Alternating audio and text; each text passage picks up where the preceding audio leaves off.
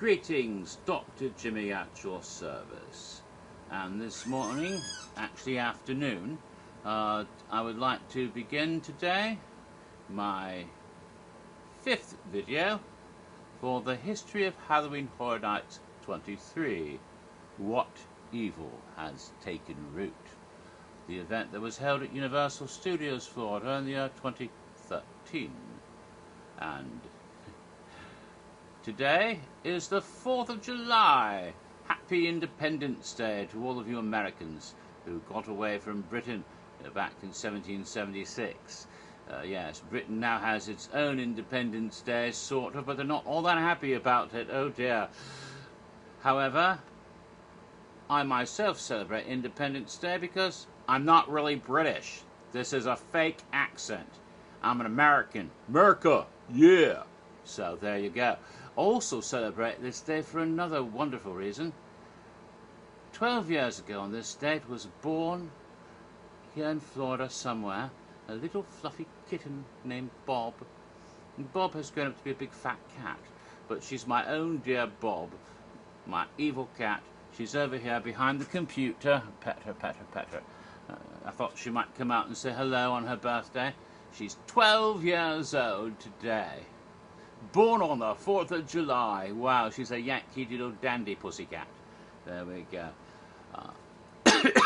She might make an appearance before I'm done with this video. And then we can all say happy birthday, Bobcat. Hello.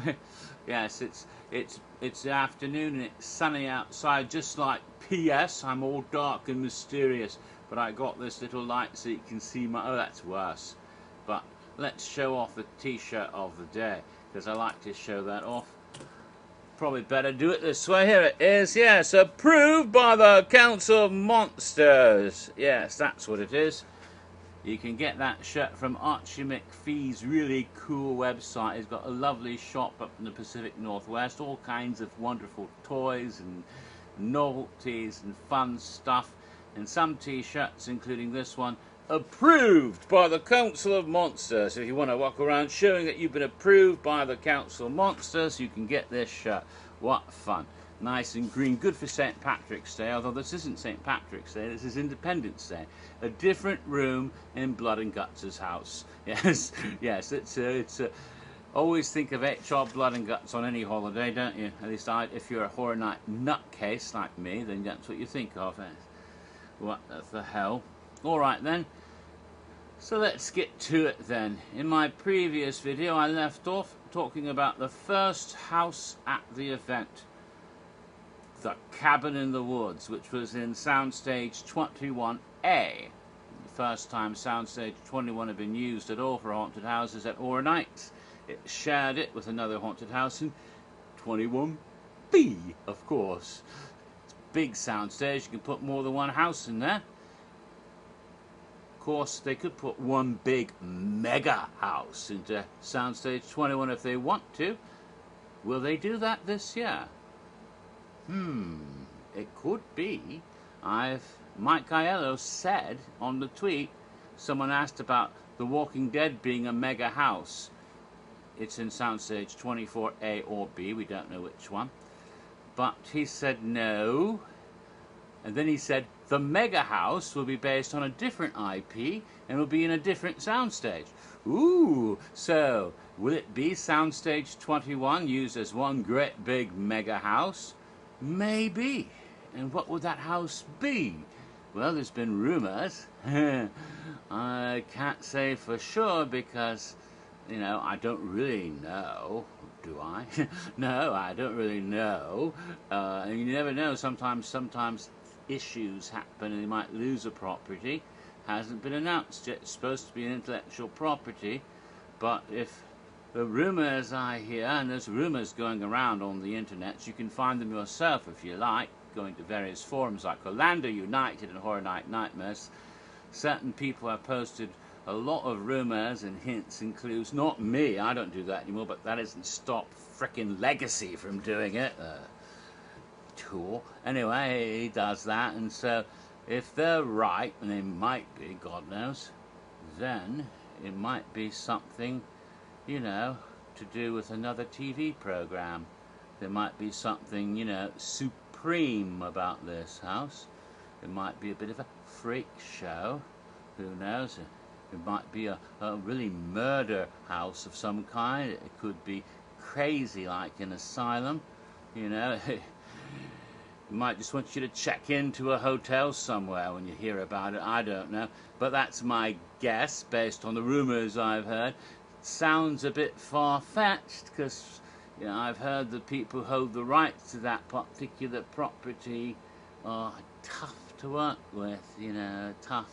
It's been and that may be why the house hasn't happened yet, because, you know, the rumors are they've been trying to do that one since 2013, which is the event I'm talking about, isn't it?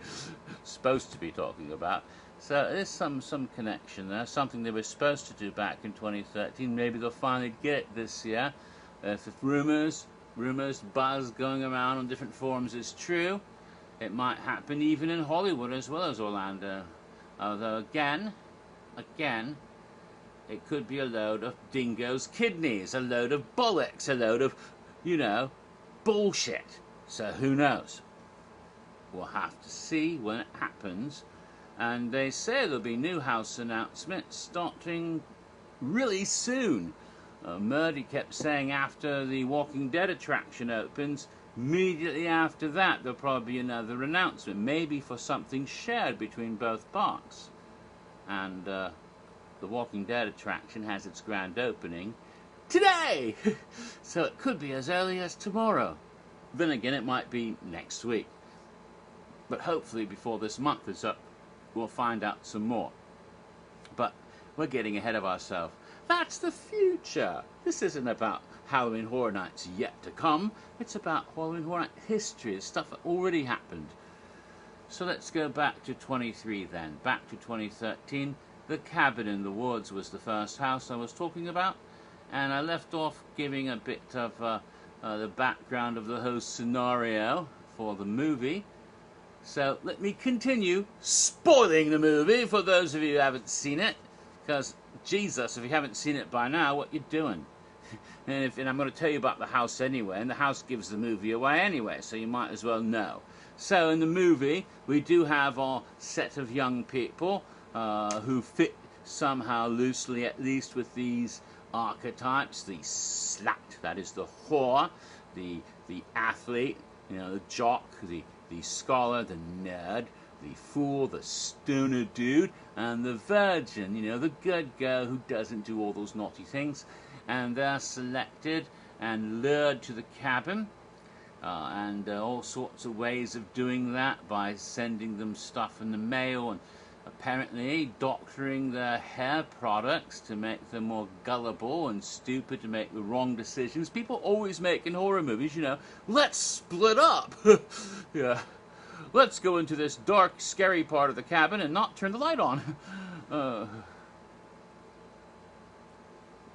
What are you thinking? You know, like if you go to the movie, and I don't want to sound racist, I don't, but there are cultural differences between various ethnic groups. And if you've ever seen a movie in a theater that has a large African American audience, you're in for a good time, especially if you're seeing this kind of horror movie. It's like, I think it has to do with gospel churches, which all call and response. You know, the preacher says something, the whole audience gets up and goes, hallelujah, amen, and starts dancing or something. And if you go to the Episcopal church, you're like really freaked out because you want to sit, you know, and pray, and you know, and the worst you might say, also with you, when the priest says, you know, Christ be with you, also with you, and maybe, you know, that sort of thing. But you don't do a lot of stand-up, sit-down, wave your hands around. You don't do a lot of improv response because the Spirit moves you. That doesn't happen in the Presbyterian church. No, we're all very quiet and we pray. So our white culture is a little bit different, and we expect when you go to the cinema, you sit down and watch a movie, and you don't respond to what happens in such a vocal way. But I once saw one of the Friday the 13th films in a cinema in Hawaii. That was the cinema at Pearl Ridge Mall. where it's right by a big naval base at Pearl Harbor. And there weren't a lot of African Americans living in Hawaii except for military members, and a whole bunch of sailors who were African Americans were in the cinema that day. A whole bunch of them went to see the Friday the 13th movie together. And so I'm there, like the only white guy in my row, and it's hysterical. I loved it, because it's like, no, don't open that door, you dumb bitch! Jason's gonna kill you! And he opened the door and stabbed. Told you! God! Yeah, that kind of stuff. And the girl, and it's the one where the girl sticks her head out the window and Jason decapitates her. And then it was a pretty girl, and then the sailor next to me is like, oh, that fine girl ain't got no head. And I'm not trying to be racist, but I'm trying to accurately depict exactly what was said. And it's fun, really. But if you ever do go to, you do get that. So I can imagine this movie, you'd have them yelling at the screen because there's stupid things that people do in horror movies, you know. And to be honest, to be perfectly honest, even though we're conditioned culturally to be quiet and sit there and eat your popcorn quietly, inside you feel like doing that. You feel like telling off these idiots on the screen. It's like, God damn it, don't open the door. What are you doing? You know? It's like Eddie Murphy said, white people go in the house and the ghost goes, get out. And they stay. You know, it's like, and if he says, yeah, in my case, it'd be like, oh, lovely house, beautiful, get out. Oh, too bad we can't stay. And you get the fuck out, yeah? So, bad decisions made in horror movies. And they played on that in the movie by claiming that by putting in, you know, drugs in their hair products and stuff, it made them stupid and do dumbass things. They were being controlled and manipulated by the sinister people who actually weren't all that sinister, because when we actually see the people in the movie, they're actually quite normal. Ordinary Joes working in the facility underneath the cabin, you see. So they get lured to the cabin, and of course, at some point, they have to go down into the cellar and find all that stuff I talked about before, and they have to pick something, and whatever item they pick will summon whatever will be their exterminator, the nemesis that will destroy them, you see. That's the idea. For the sacrifice, you see. And down in the containment facility below, all the people who work there, ordinary people working in all different departments, from, you know, food service to housekeeping to whatever they do down there, they all start taking bets, and they actually have in the rec room a whiteboard with all the different sorts of monsters that are imaginable, and they all take bets on which one gets to kill the sacrificial lambs up above. And it's quite funny because they're all taking bets, and it's all quite amusing. So that's going on in the movie. And you know, the one guy really wants it to be a merman because he's never seen the merman kill anyone before, and so he takes bets on that one, hoping that they pick the conch shell and summon the merman. But as luck would have it, the item they pick up is a diary of some old girl who was telling a really weird story about her creepy little family, and there's some incantations or transcriptions in there in Latin. And although the stoner boy has seen enough horror movies, and even though he's high off his mind on the weed, he still realizes, no, don't read the Latin. Don't read the Latin, and don't read it out loud. Don't do it. And the stupid girl reads it anyway. You know, whatever it is, you know, I play dominoes better than you can, or whatever it is written on the day. She reads the damn Latin incantation. Of course, that sets off. And so what they select unknowingly to come and kill them all is a zombie redneck cannibal family. And whoever bet on that wins down below. So the zombie redneck cannibal family then show up and start dispatching the young people in the appropriate manner, starting with the whore. That slutty girl gets decapitated. Oh, killed right away. The jock gets killed next, and the scholar, and all you have left are the stoner dude and the virgin girl, right? But that's where things go awry, and the plans all of the carefully laid out plans for the sacrifice in order to appease the evil dark ones below in the bowels of the earth get fucked up. Because as they escape from their killers and make their way into the woods, they find one of the apertures that lead down into the containment facility below. And they go down the elevator and they find themselves there. And of course, by doing that, disrupt the whole thing. In fact, eventually, they manage to set off, inadvertently, somehow the purge button. And by pushing the purge button, all the containment cells are opened. And every one of the horrible monsters below emerges into the facility and sets about slaughtering all the poor facility workers in nasty ways. And that's one of the fun parts of the movie. All these creatures start running amok. The Cenobite-like demon, the little lamprey-faced ballerina girl, there's an evil clown who can't be killed by bullets, but he himself can kill you with his pointy knives. Happy, happy evil clown. We've got zombies and vampires and werewolves and killers of every conceivable. Giant monsters. We have giant spiders. There's a giant snake. There's even a giant cat. You don't actually see it in the movie except in a very quick cutaway scene of all the different containment cells. There's a cat, and one of them that's sort of oversized cat of unusual size, like Bob. Yes, Bob's a fat kitty, but she's not that fat. There's a big cat, big kitty cat. Yes, so we have that. We've got all sorts of critters and goblins and beasties and ghoulies and long-leggedy things running amok in the facility, and of course that.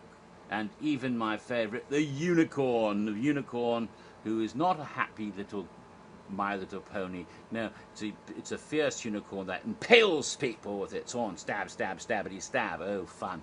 All that fun games goes down.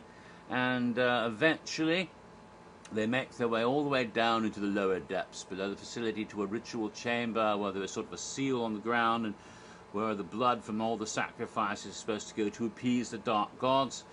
But they're not dead yet. And Sigourney Weaver shows up. Yes, that's of course Ripley from Alien, or Dana from Ghostbusters. Although, of course, we all know there is no Dana, there is only Zool.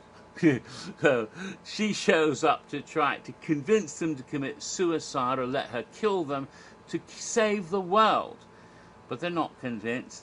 And Sigourney Weaver gets shot instead. The two kids survive. The time period ends. No sacrifice has been successful. So what happens? The dark gods get pissed off. A big hand comes out from the depths of the earth and crushes everything. Ah! Doom. So I guess there won't be a sequel. Ooh. So I spoiled the whole movie for you. Yeah, but you needed that to know about the house. So, going into the house itself, the idea behind the house is that you, the guest, are actually a new recruit working for the facility. See, that's your idea. And your queue line, and of course the house being in a new area, the queue line went along a different route from between Despicable Me and the Universal Studios store. And the queue included a lovely Q video. We haven't gotten a lot of those before. We used to get them all the time, but this time they had a Q video for a house and a soundstage. I hadn't seen that in a while, so it was fun to see it. It was animated. Of course, if you had Express, you might miss it. So it might have been worth your while to take the queue and even take, an hour to get into the house just to watch a video. And as you go back and forth in the queue, you can watch the video. And it was animated, lovely little cartoons. It was like a orientation video for a new worker at the facility. And it talked about the different monsters and how it all set up and how this is supposed to save the world every time by sacrificing the lambs and all that. But also, it showed the different monsters that it might be used. Little cartoon unicorns and cartoon krakens and demons and monsters and ghosties. It's all quite amusing and delightful. Wonderful little video. To date, I haven't been able to find it on YouTube. I hope somebody got a recording of it and put it somewhere. I haven't found it yet, but because I'd like to see it again. Hopefully, if anyone knows where it is, let me know, and I can post it on my Tumblr and show it to people, because it's fun. I hope someone taped that, because they tell you not to bring your cameras into the houses, but you can tape a Q video outside. Why not? So once you go in the house, though, that was fun too. You go in, and of course the first room is an orientation room for a new worker. There's a video screen. A lady is on there giving you instructions, how you are now going in, and how you should, of course, you will be first going into the stage area where the slaughter takes place, and warns you, do not interfere, and do not contact or speak to the slaughtered lambs, and do not interfere with the process, but you can observe, okay? And so then you walk out of that little room, and on the way out, opening weekend, you saw nothing. And I think a couple of weekends later, they finally got it. Because some of the props for this house were animatronic and were made by some firm, some other firm, and shipped to Universal, and then they put it in the house, and they were late. They were late. And one of them was a little zombie head, a disembodied head that can still grind its teeth and glare at you with its zombie eyes, like it's alive even though it's decapitated. And it was sitting there on the floor as you went out of that little room and went into the woods itself. So you didn't see it. If you went on the opening weekend, you would have missed it. But later on it was added in. It was quite nifty, and I'm glad nobody attacked it or did anything bad, because sometimes people in the event will vandalize the house, and I hate that. They should be sacrificed to the dark gods. Well, here it is. Time to stop this video, and I haven't even really gotten to the house yet. Stupid Jimmy. Time for part 6.